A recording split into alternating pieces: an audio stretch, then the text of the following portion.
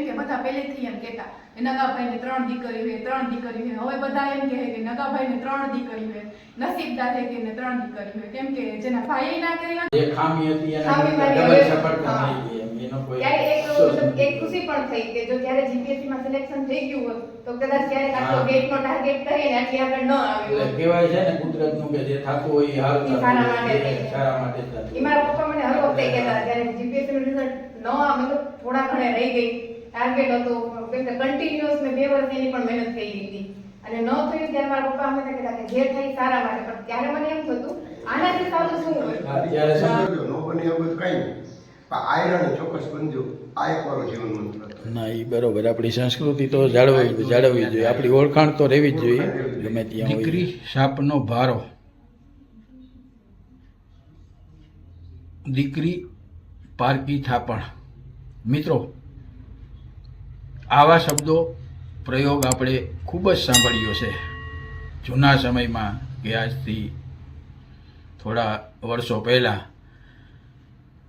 આ શબ્દો તમને દરેક જગ્યાએ સાંભળવા મળતા. સમય પ્રમાણે એ બરોબર છે, એનો જે અર્થ, એનું જે અર્થઘટન કરતા હતા એ બરોબર છે.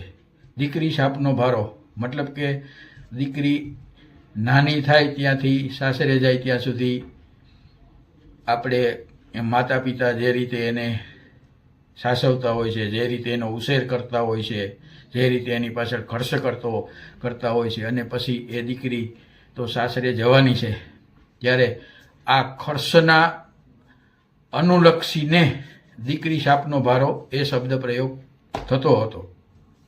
બીજું, દીકરીને ગાય દોરે ત્યાં જાય મતલબ કે એ સમયમાં દીકરી આમ જોઈએ તો પોતાની રીતે સ્વતંત્ર ન હતી. નાની મા બાપના ઘરે હોય ત્યાં સુધી મા બાપ કહે તેમ કરવાનું, પછી સાસરે જાય ત્યાં પણ સાસરિયાના કહેવા મુજબ રહેવાનું. આવું બધું એ સમયમાં એક માન્યતા અને આપણી ટૂંકમાં પરંપરાગત રીત કહીએ તો એવી રીત પણ હતી. આવી રીતે આ શબ્દ પ્રયોગ થતો હતો. પરંતુ આજના સમયમાં હવે આજની દીકરી અને જે રીતે શિક્ષણનો વ્યાપ વધ્યો છે એ જોતા દીકરી માટે આપણે એવું કહી શકીએ કે દીકરી મા બાપનું ગર્વ, દીકરી કુટુંબનું ગર્વ, દીકરી સમાજનું ગર્વ, દીકરી રાજ્યનું ગર્વ, દીકરી દેશનું ગર્વ. આજની દીકરી એટલી બધી આગળ અને ટેલેન્ટ છે કે જો એને તમે થોડું ઘણું બ્રેકગ્રાઉન્ડ આપો તો એ જરૂર તમારું નામ રોશન કરે, કુટુંબનું, મા બાપનું અને દેશનું પણ નામ રોશન કરી શકે છે. મિત્રો, આજે મારે વાત કરવી છે, સૌ કોઈ જાણે જ છે કે આજે આપણા આહિર સમાજ સહિત સમગ્ર સમાજમાં, જો કે આપણા આહિર સમાજમાં હમણાં થોડા વર્ષોથી દીકરીને ભણાવવાનું વધુ છે. એ એક બહુ સારી બાબત છે અને આવી જ એક દીકરીની મારે વાત કરવી છે કે જે દીકરી ખાસ કરીને આપણા આહિર સમાજમાંથી તો કોઈ દીકરી હજી વૈજ્ઞાનિક બની નથી.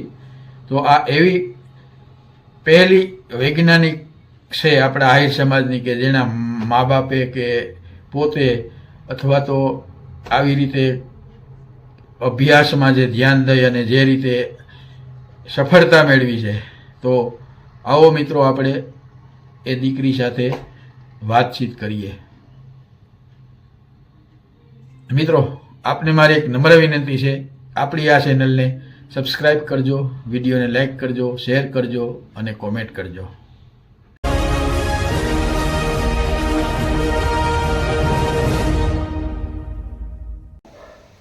દિવ્યાબેન, પહેલા તો તમને ખૂબ ખૂબ અભિનંદન કે તમે જે આ DRDOમાં સિલેક્ટ થયા એ બદલ તમને મારા તરફથી ખૂબ ખૂબ શુભેચ્છાઓ.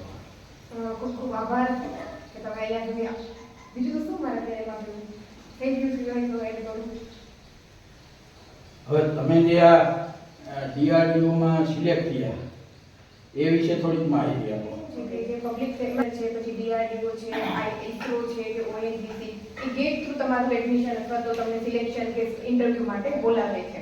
એના માટે શું હતું કે ગેટની બેઝિક રિક્વાયરમેન્ટ એવું છે કે તમારો રેન્ક જો 2 ડિજિટ એટલે કે 1 થી 3 સુધી હશે તો તમારે આશા રાખવાની કે જ્યારે પણ એડવર્ટાઇઝમેન્ટ આવશે ત્યારે તમારે એટલીસ્ટ તમે ઇન્ટરવ્યૂ માટે સિલેક્ટ થશો. એક્ઝામ 3 વખત આપેલી છે. સૌપ્રથમ 2019માં, પછી 2020માં અને 2021માં. 2019માં જ્યારે મેં એક્ઝામ આપી ત્યારે મારો રેન્ક હતો 1120. પછી 2000 જ્યારે આવી 2020માં ત્યારે 280 હતો. અને લાસ્ટ ટાઈમ 2021માં આવી ત્યારે ઓલ ઇન્ડિયા રેન્ક 26 હતો. એટલે પછી મને ખ્યાલ આવી ગયો કે હવે 26 રેન્કને આધારે હવે જો ક્યારે એડવર્ટાઇઝમેન્ટ આવશે તો હવે આપણે એલિજિબલ છીએ. એટલે પછી મેં ગેટની એક્ઝામ આપી ન હતી. પછી જ્યારે 2022માં પીએચડી મારું ચાલુ હતું બિરલા ઇન્સ્ટિટ્યૂટ પિલાણી રાજસ્થાનથી, ત્યારે જૂન જુલાઈની આસપાસ એડવર્ટાઇઝમેન્ટ આવી અને મેં ફોર્મ ફિલ કર્યું હતું ગેટ 2021ના આધારે. અને એના આધારે ઇન્ટરવ્યૂ માટે સિલેક્શન થયું અને ઇન્ટરવ્યૂ દિલ્હી રેકનું જે ઇન્સ્ટિટ્યૂટ છે ત્યાં ઇન્ટરવ્યૂ આપવામાં આવ્યું હતું અને ઇન્ટરવ્યૂ બાદ સિલેક્શન અને પછી એ રીતે આ સાયન્ટિસ્ટ બીની જોબ મળી છે મને. DRDO બાબત તમને કઈ ખ્યાલ હતો, કઈ માહિતી હતી કે પછી તમે કેવી રીતે તમને એવું લાગ્યું કે DRDO બાબત તમને કઈ ખ્યાલ હતો, કઈ માહિતી હતી કે પછી તમે કેવી રીતે તમને એવું લાગ્યું કે મારે DRDO માં જવું જોઈએ? એટલે એવું ન હતું કે DRDO જ ટાર્ગેટ હતો. પબ્લિક સેક્ટરમાંથી કોઈ પણ, જે રીતે મેં આગળ નામ લીધા, ISRO છે, IOCL છે, ONGC છે, BARC છે, ઘણી બધી એવા હતા. એમાં શું થયું 2021માં જ્યારે જીપીએસસીમાં આસિસ્ટન્ટ પ્રોફેસરમાં થોડા માર્કે સિલેક્શન ન થયું અને વેઇટિંગમાં નામ હતું. પછી મેં એમ વિચાર્યું કે આસિસ્ટન્ટ પ્રોફેસર હવે પાછી જ્યારે ભરતી આવશે એના પ્રમાણે પાછી સિલેક્શન થશે તો એના ઉપર બીજો ટાઈમ યુટિલાઇઝ કરીશું. ત્યારે જે રિઝલ્ટ, આ જીપીએસસીના રિઝલ્ટ અને ગેટની એક્ઝામ વચ્ચે જે 15-20 દિવસનો ટાઈમ મળ્યો એમાં ગેટની પ્રિપરેશન મેં થોડી વધારે કરી કે હવે આમાં નથી થતું તો આપણે પબ્લિક સેક્ટર તરફ ટ્રાય કરીએ, સેન્ટ્રલ ગવર્મેન્ટને પ્રાયોરિટી આપીએ. તો સેન્ટ્રલ ગવર્મેન્ટની એક્ઝામ ટાઈમ એટલા માટે, એટલે એવું નહોતું કે એક જ ટાર્ગેટ હતો કે DRDO, બટ એવું હતું કે DRDO, ISRO કોઈ પણ જેની એડવર્ટાઇઝમેન્ટ આવશે એના માટે આપણે ફોર્મ ફિલ કરવું છે. બરોબર. હવે આ DRDO માં તમે જે રીતે સિલેક્ટ થયા અથવા તો તમારી જે એમાં પસંદગી થઈ તો એના વિશે તમે કંઈ થોડી ઘણી કંઈ માહિતી હતી કે એવું કંઈ તમને ખ્યાલ કે કંઈ હતો નહીં એમ? એટલે મેં ફોર્મ ફિલ કર્યું ને ત્યારે મને એટલો બધો આઈડિયા હતો નહીં કે વર્ક શું છે, કે વર્ક પ્લેસ કેવી રીતે છે અથવા શું રહેશે. પણ ત્યારે જેવી રીતે મેં પહેલાં કીધું કે મારી જ્યારે એડવર્ટાઇઝમેન્ટ આવી ને ત્યારે બિરલા ઇન્સ્ટિટ્યૂટમાંથી પીએચડી કરતી હતી. ત્યાં મિકેનિકલના એક ફેકલ્ટી હતા. એ પોતે બેંગ્લોર જોબ કરતા હતા અને સાયન્ટિસ્ટ એજ ઉપરથી રિટાયર થયા હતા.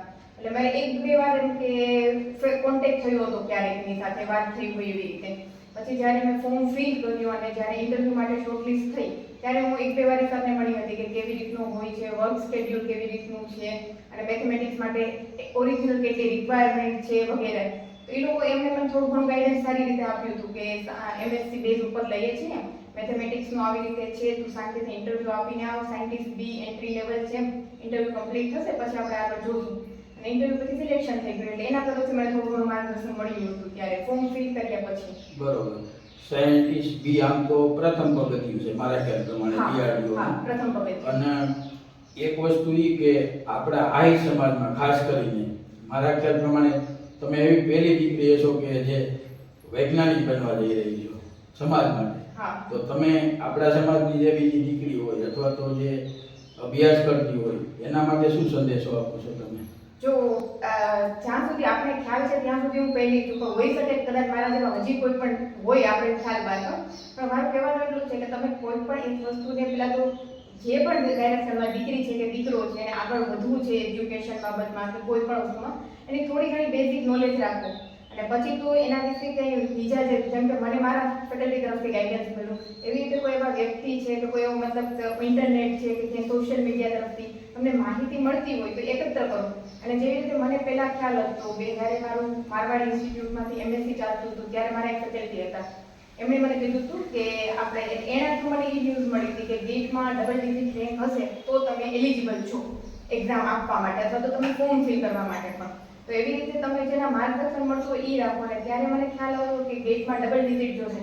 તમે કન્ટિન્યુઅસ 3 વાર એફર્ટ કર્યા કે પહેલા 4 ડિજિટમાં રહી ગયો, પછી 3 વાર, અંતે જ્યારે 2 ડિજિટમાં રહી ગયો ત્યારે મેં વિરામ આપ્યો. એવું નહોતું કે પહેલી વારમાં ગેટ સ્કોર થઈ ગયો તો મેં મૂકી દીધું હતું.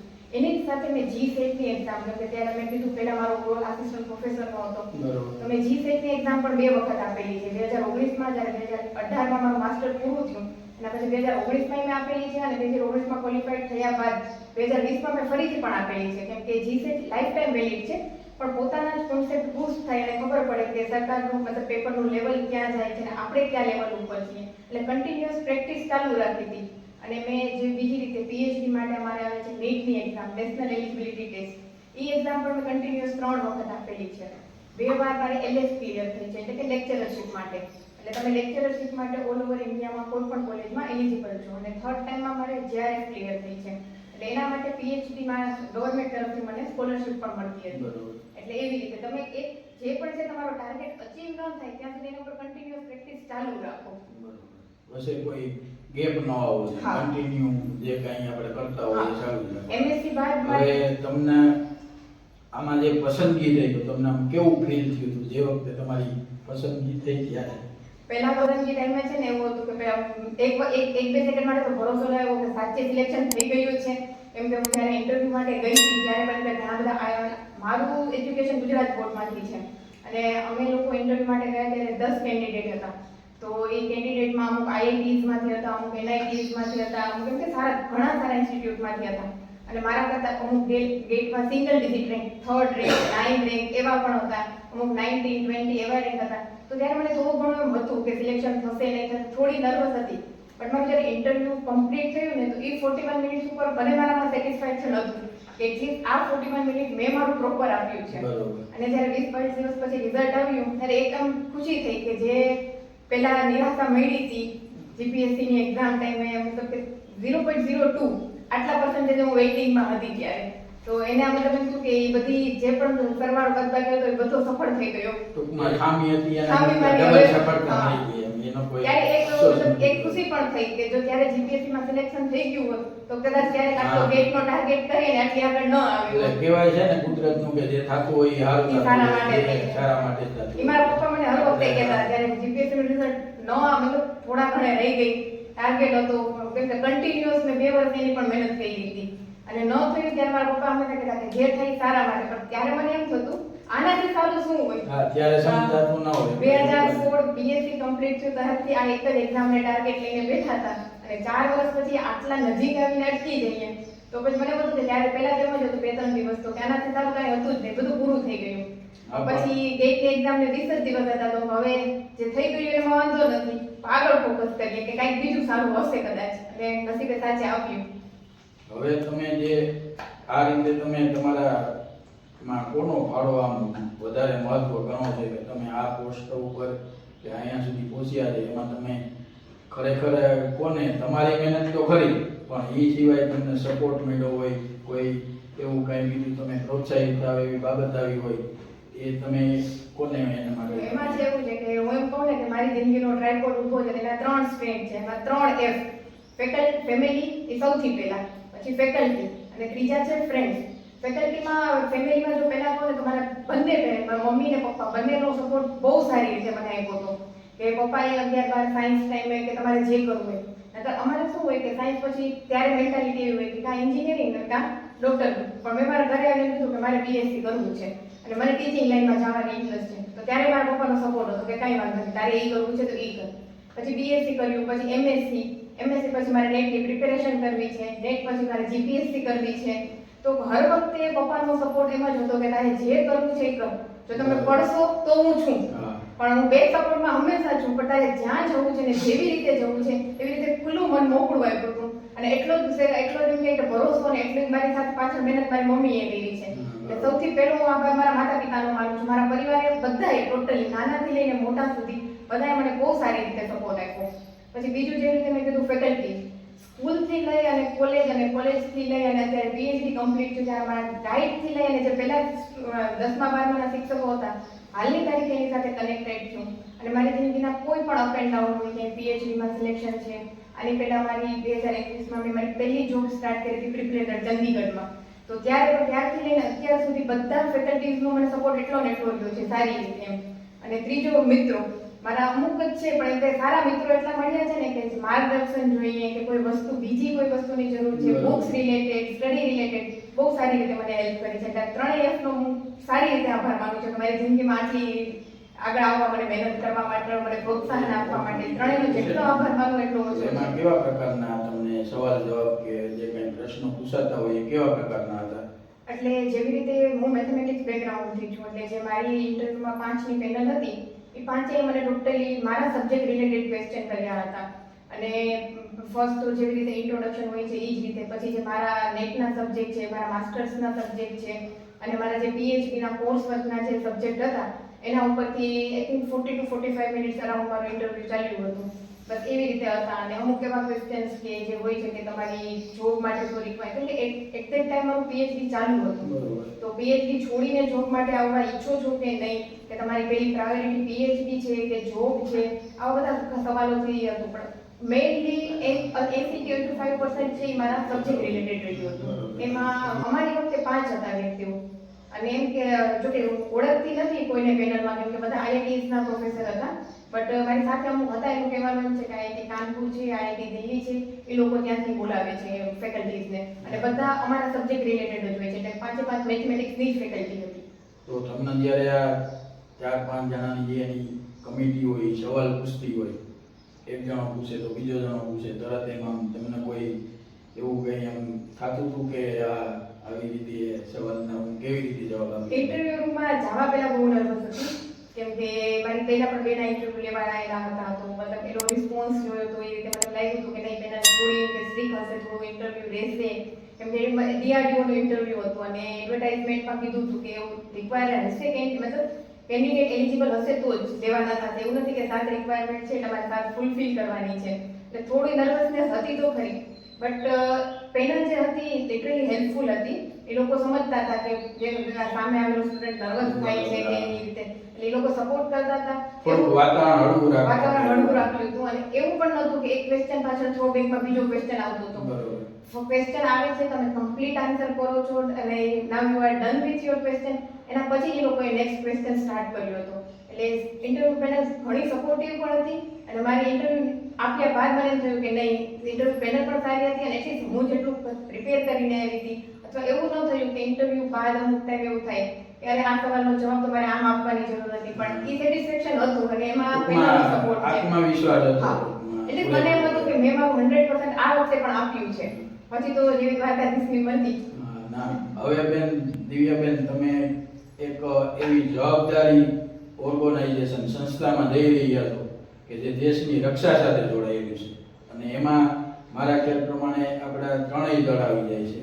હા. અને એમાં તમારી જવાબદારી શું હોય છે કે તમારી કામગીરી શું હોય છે, એ બધું અત્યારે તો તમને મારા ખ્યાલ પ્રમાણે કદાચ પ્રાથમિક નોલેજ હશે, પણ કંઈ ટ્રેનિંગ જેવું કે કંઈ ના, ટ્રેનિંગ નથી. હવે સીધું મારું છે દિલ્હી જોઈનિંગ જ છે સેકમાં, એટલે કે સાયન્ટિફિક એનાલિટિક ગ્રુપ. વધારે પડતી તો મતલબ જેવી રીતે તમે કીધું કે વધારે માહિતી નથી, પણ એમ જેટલું મેં ઇન્ટરનેટ ઉપર જોયું છે એનું કામ ક્રિપ્ટોલોજી અને ઇન્ફોર્મેશન સિક્યુરિટી ઉપર છે. અને પછી અત્યારે મને એ પણ ખ્યાલ નથી કે અમે મારું કામ છે એ ડિક્લેર કરી શકીએ છીએ કે નહીં, એટલે વધારે આઈડિયા એનો નથી મને. હા, કારણ કે એ તો આમાં એની જે ટૂંકમાં મોનોપોલી કે જે કાંઈ હોય એ રાખવી જ પડે, કારણ કે આપણા દેશની રક્ષા માટેનું આ કામ છે. અને એક અતિ મહત્વની અને અતિ ગંભીર બાબત છે. તમે જે કામ કરી રહ્યા છો અને તમને જે જવાબદારી સોંપી છે એ એક એવા પ્રકારની છે કે આખા દેશની રક્ષા સાથે જોડાયેલી છે. એટલે માટે તમારે અમુક વસ્તુ તો એમાં એ પ્રમાણે ખ્યાલ રાખવો જ પડતો હોય છે. પણ જનરલી એવું હોય છે કે જે આપણે તમારા ત્રણેય દળ સાથે કામ કરવાનું હોય મારા ખ્યાલ પ્રમાણે, મને જે પ્રાથમિક માહિતી છે. અને એમાં જે આ મિસાઇલો છે કે પછી જે કંઈ વૈજ્ઞાનિક સંશોધન બાબત હોય એ બધી કામગીરી કરવાની હોય. અને સાયન્ટિસ્ટ બી એક પ્રથમ પગથિયું છે. સાયન્ટિસ્ટ બી શરૂઆત છે અને સાયન્ટિસ્ટ એજ છે એ લાસ્ટ છે. બી થી લઈને એચ સુધીની સફર હોય છે આમાં. અને પછી એફ સુધી તો મારા ખ્યાલ પ્રમાણે ડાયરેક્ટર સુધી તો લગભગ તમને આસાનીથી તમારી જિંદગીની સફર રહે છે. એ પછી થોડી અઘરી હોય છે, પણ એ તો અનુભવ થતા બધું લગભગ ઓટોમેટિક સમજાઈ જતું હોય. એક ખાસ આપણા આહિર સમાજની જે દીકરીઓ છે, દીકરીઓને તમે શું સંદેશો આપવા માંગો છો? જો પહેલી વાત તો એ છે કે દીકરીઓને પહેલા તો શિક્ષણ, એટલે પ્રાથમિક શિક્ષણ તો ઠીક, પણ હું એમ કહું છું કે ગ્રેજ્યુએશન સુધીનું તો કમ્પલસરી લેવું જ જોઈએ.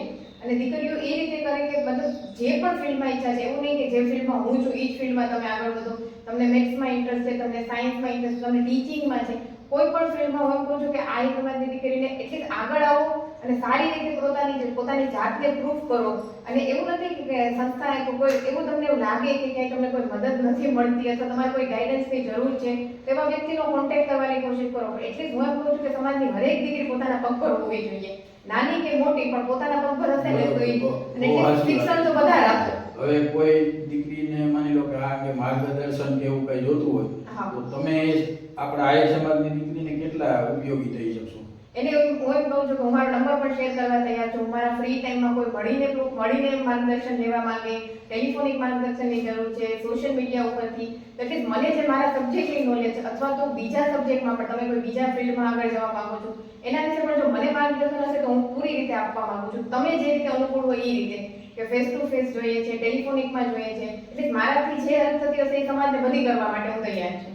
આભાર ફરી એકવાર તમે DRDOમાં જે સાયન્ટિસ્ટ બી તરીકે પસંદગી પામ્યા છો, તમારા માતા પિતાનું, આહિર સમાજનું જે ગૌરવ વધાર્યું છે એ બદલ હું તમને ખૂબ ખૂબ અભિનંદન આપું છું અને હજી પણ જીવનમાં ખૂબ આગળ વધો એવી મારી શુભેચ્છા છે. તમારો ખૂબ ખૂબ આભાર અને સમાજનો પણ ખૂબ ખૂબ આભાર કે આટલી મને આગળ લઈ આવ્યા છો અને આટલી આ સારી રીતે તમે મને બીજા સુધી પહોંચાડવાનો અથવા મને બોલવાનો મોકો આપ્યો છે. તમારો બધા સમાજનો, તમારો, મારા માતા પિતાનો અને દ્વારકાધીશનો બધાનો આભાર માનું છું અત્યારે. Thank you. મિત્રો, આ ત્રિપુટી છે, આમ તો ત્રણેય બહેનો જ છે અને એક જે વસે આપણે દિવ્યાબેન તો ખૂબ જ આગળ નીકળી ગયા છે. બાજુમાં બેઠા છે એ રિધિબેનને પણ હજી દિવ્યાબેન કરતાં પણ આગળ જવાનું છે અને બાજુમાં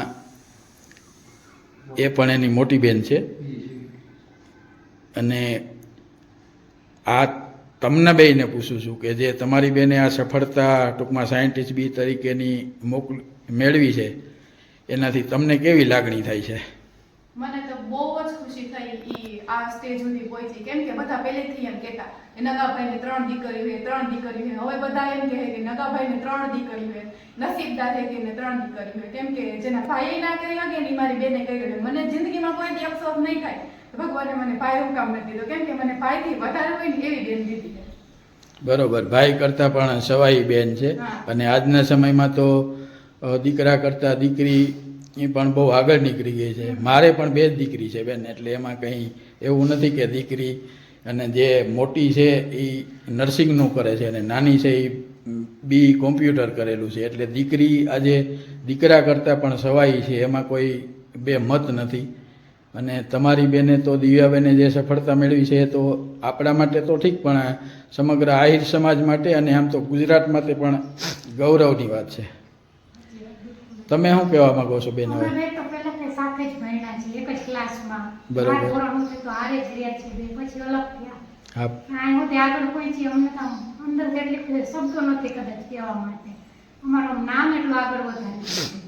ખૂબ ખૂબ આનંદ, ખૂબ આનંદ થાય છે. બરોબર ને? અને થવો જ જોઈએ ને, કેમ ન થવો જોઈએ? આવી રીતે એક દીકરી જો સફળતા મેળવતી હોય અને એમાં તો આપણી બેન હોય તો પછી એ આનંદ તો આપણને સૌથી વધારે સૌ કરતાં સવાયો થવો જોઈએ. આભાર તમારો પણ, તમે પણ જે દિવ્યાબેનને સપોર્ટ કર્યો છે એ બદલ. અને દિવ્યાબેન હજી પણ આગળ વધે એવી આપણે એ બધા શુભેચ્છા પાઠવીએ. નગાભાઈ, હું તમને એક પ્રશ્ન પૂછું છું કે તમારી દીકરીએ જે આ સફળતા મેળવી છે એ બાબત તમને કેટલો ગર્વ છે? ગૌરવ છે કે આપણે, મેં તો એને ભણવાની જ ખાલી આપી સગવડ, પણ જે કાંઈ મહેનત છે તો એને કરવાની હતી. બરોબર. પેપર લખવાનો નહોતો, ઇન્ટરવ્યુ દઈ શકતો નહોતો, પણ એક હતું કે તમે આગળ વધો, તમને એમાં ક્યાંય તકલીફ નહીં પડે. તમે કોશિશ કરીને ક્લાર્કથી માંડીને કલેક્ટર સુધી બનજો. હા, બરોબર. આયરણી ચોક્કસ બનજો. આ એક સંદેશ હતો. આપણી સંસ્કૃતિ જળવાવી જોઈએ, ભલે આપણે ગમે એટલા આધુનિક થઈ ગયા હોય કે જે કાંઈ હોય. ક્લાર્કથી માંડીને કલેક્ટરની કોશિશ કરજો, ન બને એવું બધું કાંઈ નહીં, પણ આયરણી ચોક્કસ બનજો. આ એક મારો જીવન મંત્ર હતો. ના, એ બરોબર. આપણી સંસ્કૃતિ તો જાળવવી જોઈએ, આપણી ઓળખાણ તો રહેવી જ જોઈએ ગમે ત્યાં હોઈએ. એ બાળકનું શિક્ષણ આપ્યું. હવે બેન, તમને કે દિવ્યાબેને જે સફળતા, એટલે ઘણી બધી સફળતા, બહુ મોટી સફળતા કહેવાય આમ તો. પહેલેથી કાંઈ કરી હતી પણ મને આ ગામમાં મળવા જતી ને તો અહીંયા ટિફિન દેવા જવા આવ્યું તો હાલે જ ન ઉતારે મને દઈ છે. મેં એક વસ્તુ લેવી હોય તો મારે ફોન કરી મારે તર જઈ ગયો તું આ જોઈને તો હું હાથ ધરાઈ નાખું કામ. ભણવાનું મને વધારે હતો.